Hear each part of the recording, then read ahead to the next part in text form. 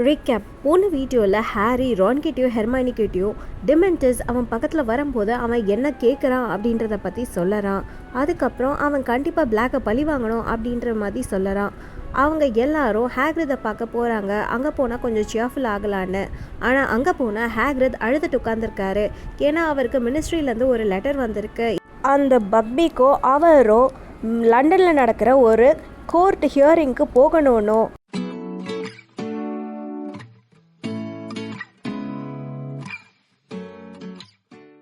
Chapter 11 part 2. ஹேக்ரித் வீட்டுக்கு போயிட்டு வந்தால் ஹாரி பிளாக்கை மறந்துட்டு கொஞ்சம் சியர்ஃபுல்லாக இருப்பான் அப்படின்னு ரானும் ஹெர்மைனியும் நினச்சாங்க. ஆனால் சந்தோஷப்படுறதுக்கு பதிலாக ஹாரி சோகமாகவும் கோவமாகவும் தான் இருந்தான் ஹேக்ரித் மேலே இருக்க அக்கறையால். அவன் பிளாக்கை பற்றி மறக்கலை. ஆனால் ஹேக்ரித்க்கு உதவணுன்ற எண்ணம் அது ரொம்பவே ஜாஸ்தியாக இருந்தனால அடுத்த நாள் அவங்க 3 பேரும் லைப்ரரிக்கு போய் பக்பீக்கோட டிஃபென்ஸ்க்கு ப்ரிப்பேர் பண்ணுற மாதிரி ஏதாவது புக்ஸ் இருக்குமான்னு தேடினாங்க. அந்த மாதிரியான புக்ஸை லைப்ரரியிலேருந்து பாரோ பண்ணிட்டு வந்து காமன் ரூமில் வச்சு உட்கார்ந்தா இருந்தாங்க. அவங்க 3 பேரும் ஃபயர் பிளேஸ்க்கு முன்னாடி உட்காந்து நிறைய பேஜஸை ஓப்பன் பண்ணி பார்த்துக்கிட்டு இருந்தாங்க. அதில் நிறைய ஃபேமஸ் கேசஸ் இருந்தது. யாரெல்லாம் வந்து ஹியூமன்ஸை அட்டாக் பண்ணிச்சோ அதை பற்றி. இங்கே பாரு, இதில் ஒன்று இருக்குது. இந்த கேஸ் வந்து 1722 ஆனால் அந்த ஹிப்போகிராஃபை வந்து கன்விக்ட் பண்ணிட்டாங்க. இங்கே பாரு அதுக்கு என்ன பண்ணியிருக்காங்கன்னு. அது ரொம்ப டிஸ்கஸ்டிங்காக இருக்குது. இது மேபி ஹெல்ப் பண்ணும். இந்த மேண்டிகோர் வந்து யாரையும் சேவேஜ் பண்ணிருச்சு 1296. அப்புறம் அந்த மேண்டிகோரை அவங்க ஃப்ரீயாக விட்டுட்டாங்க. நோ. ஆனால் அது ஏன்னா யாருமே அது பக்கத்தில் போகிறதுக்கு பயந்துட்டு இருந்தாங்க, அதனால தான் அப்படின்னு ரான் சொல்லறான். இந்த மாதிரி அவங்க கேஸ் ஆஃப்டர் கேஸ் ரீட் பண்ணிக்கிட்டே இருந்தாங்க அந்த மாதிரி புக்ஸஸில். மீன்வைல் எப்பையும் போல் காசில் கிறிஸ்மஸ் டெக்கரேஷன்ஸால் போடப்பட்டிருந்தது. ஆனால் அங்கே ஸ்டூடெண்ட்ஸ் யாரும் அவ்வளவா இல்லை. நிறைய ஸ்ட்ரீமர்ஸ் ஆஃப் ஹாலி மிஸ்டல்டோ எல்லாம் காரிடர்ஸில் தொங்கிட்டு இருந்தது. அங்கங்கே இருக்கிற சூட் ஆஃப் ஆர்மர்ஸ்குள்ளேயும் மிஸ்டீரியஸான லைட்ஸும் இருந்தது. கிரேட் ஹாலில் எப்பையும் போல் 12 கிறிஸ்மஸ் ட்ரீஸ் இருந்தது. அது ஃபுல்லாக கோல்டன் ஸ்டார்ஸால் கவர் பண்ணப்பட்டிருந்தது. அப்புறம் ஒரு சூப்பரான டெலிஷியஸ் ஸ்மைல் வந்து காரிடர்ஸில் எப்பவுமே இருந்தது. அப்புறம் கிறிஸ்மஸ் ஈவ் அன்னைக்கு அது ரொம்பவே ஸ்ட்ராங்காக இருந்தனால ஸ்கேபர்ஸ் கூட ரானோட பாக்கெட்டில் இருந்து வெளியே வந்து அதை மோந்து பார்க்க ஆரம்பிச்சுது. கிறிஸ்மஸ் அன்னைக்கு காலையில் ஹாரியை ரான் எழுப்புறான். ப்ரெசன்ஸ் அப்படின்னு ரான் சொல்லிட்டு ஹாரி மேலே அவனோட தலானியை தூக்கி போடுறான். ஹாரி வேகமாக அவனோட பெட்சைட் டேபிளில் இருந்து அவனோட கண்ணாடியை எடுத்து மாட்டிட்டு வேகமாக அவனோட பெட்டுக்கு அடியில் போய் பார்க்குறான். அங்கே ஒரு சின்ன குவியல் பார்சல்ஸ் இருந்தது. ரான் ஏற்கனவே அவனோட ப்ரெசன்ஸை ஓப்பன் பண்ண ஆரம்பிக்கிறான். இந்த வருஷமும் அம்மா ஜம்பர் தான் அனுப்பிச்சிருக்காங்க. திரும்பவும் மரூன் தான். உனக்கு ஒன்று கிடச்சிருக்கான்னு பாரு அப்படின்னு அவன் கேட்குறான். ஹாரிக்கும் கிடச்சிருந்தது. மிஸ்ஸஸ் வீஸ்லி அவனுக்கு ஒரு ஸ்கார்லெட் ஜம்பரை ரெடி பண்ணியிருந்தாங்க. அதில் ஒரு கிரிஃபிண்டர் லைன் போட்டு இருந்தது. ஆல்சோ அதோடு சேர்த்து 1 டசன் ஹோம் பேக்ட் மின்ஸ் ஸ்பைஸும் இருந்தது. அப்புறம் கொஞ்சம் கிறிஸ்மஸ் கேக், அதுக்கப்புறம் ஒரு பாக்ஸ் ஆஃப் நட் பிரிட்டலும் இருந்தது.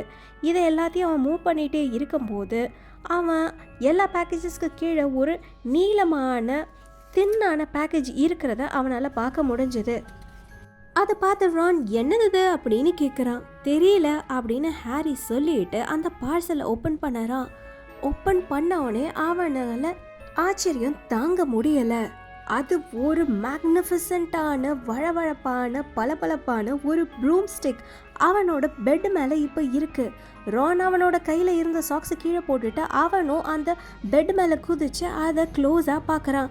என்னால் நம்பவே முடியல அப்படின்னு ரான் சொல்லுறான். அது ஒரு ஃபயர் போல்ட். ஹாரி அந்த கடையில் டயகனலியில் டெய்லி போய் பார்த்துட்டு இருந்த அவனோட ட்ரீம் ரூம் அது. ஹாரி அதோட ஹேண்டில் தொட்டு பார்க்குறான். அதை மேலே தூக்குறான். அது பலன்னு இருந்தது. அவனால் அது வைப்ரேட் பண்ணுறத உணர முடிஞ்சுது. அதுக்கப்புறம் அவன் கீழே விடுறான். அது மிட் ஏரில் அப்படியே தனியாக அப்படியே மிதந்துட்டு நிற்குது. அவனால் நம்பவே முடியல.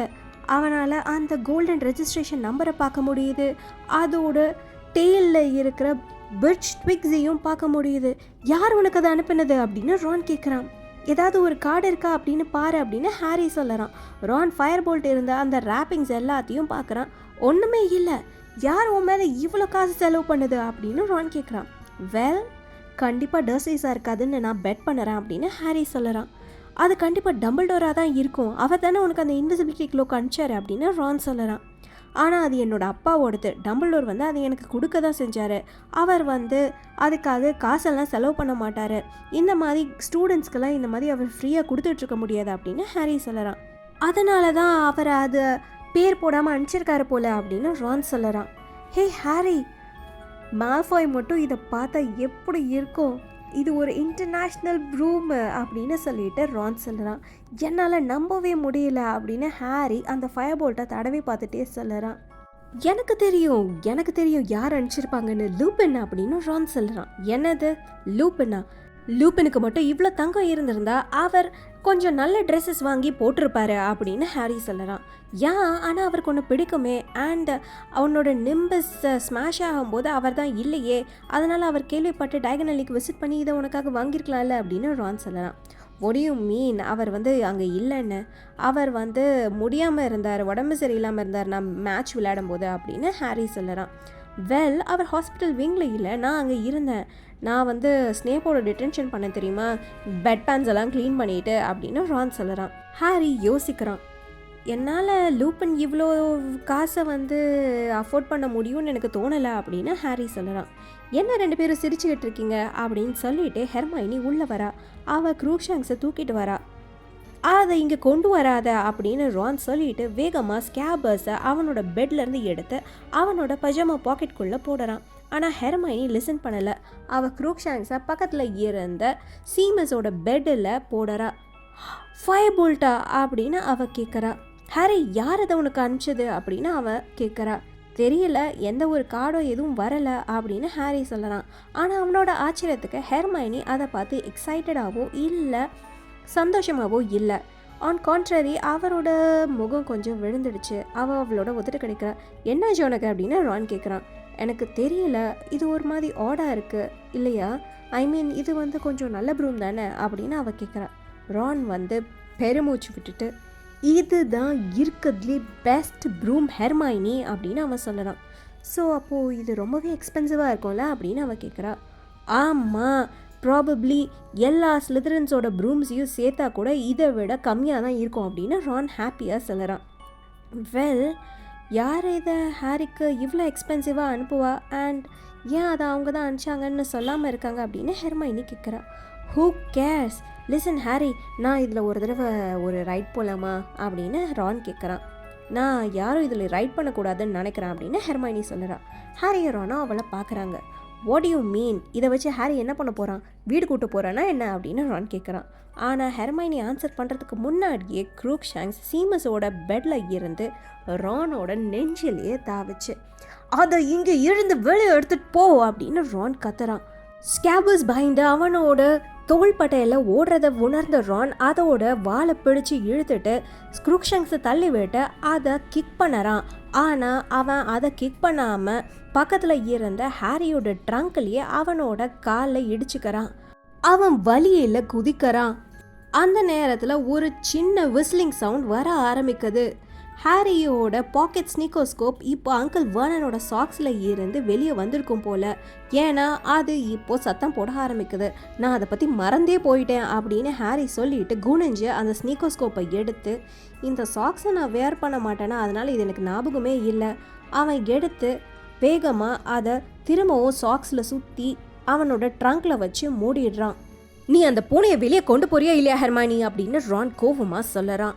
சொல்லிட்டே அவன் ஹாரியோட பெட்டில் உட்காந்து அவனோட காலை மசாஜ் பண்ணறான். ஹெர்மைனி வேகமாக க்ரூக்ஷாங்ஸை தூக்கிட்டு அங்கேருந்து வெளியே போகிறா. ஹாரி இப்போ தான் ரானோட கையில் இருக்க ஸ்கேபர்ஸை பார்க்குறான். முன்னாடியெல்லாம் அது பயங்கர குண்டாக இருக்கும், ஆனால் இதை இப்போ பார்த்தா பயங்கர ஒல்லியாக அதோட ஃபர் எல்லாமே வெளியே விழுந்திருக்கு. பார்க்க அவ்வளோ நல்லா இல்லைல்ல அப்படின்னு ஹாரி கேட்குறான். ஆமாம், எல்லாமே அந்த ஸ்ட்ரெஸ்ஸு தான், அந்த லூசு பூனை வந்ததில் இருந்து அவன் இப்படி தான் இருக்கான் அப்படின்னு ரான் சொல்லறான். ஆனால் ஹாரிக்கு ஞாபகம் இருந்தது, அவங்க டயகனலியில் அந்த மேஜிக்கல் மெனர்ஜி கடையில் போகும்போதே அந்த லேடி எலிகள் வந்து 3 வருஷம்தான் உயிரோடு இருக்கும் அப்படின்னு சொல்லியிருந்தாங்க. ஸ்கேபர்ஸ்க்கு ஏதாவது அந்த மாதிரி பவர் இல்லைன்னா அது வந்து இப்போ சாகிற நிலமையில தான் இருக்கும் அப்படின்னு ஹாரிக்கு தோணுச்சு. ரான் வந்து அதை பற்றி ஃப்ரீக்வெண்ட்டாக கம்ப்ளைண்ட் பண்ணாலும் ஸ்கேபர்ஸ் இல்லைன்னா அவன் வந்து ரொம்பவே கஷ்டப்படுவான்னு ஹாரிக்கு தோணுச்சு. ஹெர்மைனி க்ரூக்ஷாங்ஸை அவளோட டார்மெட்டரியில் வச்சு க்ளோஸ் பண்ணிட்டா. ஆனாலும் அவன் ரான் மேலே பயங்கர கோவத்தில் இருந்தா, ஏன்னா அவன் அதை கிக் பண்ண ட்ரை பண்ணான்னு. ரானும் இன்னும் க்ரூக்ஷாங்ஸ் வந்து ஸ்கேபர்ஸை சாப்பிட நினச்சி இன்னும் கோவமாக தான் இருந்தான். ஹாரி 2 பேரையும் சமாதானப்படுத்துறது யூஸ்லெஸ் அப்படின்னு தெரிஞ்சனால அவன் இப்போ அவனோட ஃபயர் போல்ட்டை எக்ஸாமின் பண்ணிட்டு இருந்தான். அதை அவன் காமன் ரூமுக்கு கொண்டு வந்திருந்தான். ஆனால் அதை பார்க்கும்போது ஹெர்மைனி முறைச்சிக்கிட்டே இருந்தா. ஏன்னு தெரியல, ஏதோ அதுவும் அவளோட பூனையை பற்றி கம்ப்ளைண்ட் பண்ண மாதிரி. இதோட இந்த வீடியோவை முடிச்சுக்கிறேன். உங்களுக்கு இந்த வீடியோ பிடிச்சிருந்தா ப்ளீஸ் லைக் பண்ணுங்கள், ஷேர் பண்ணுங்கள், சப்ஸ்கிரைப் பண்ணுங்கள். தேங்க்யூ ஃபார் வாட்சிங்.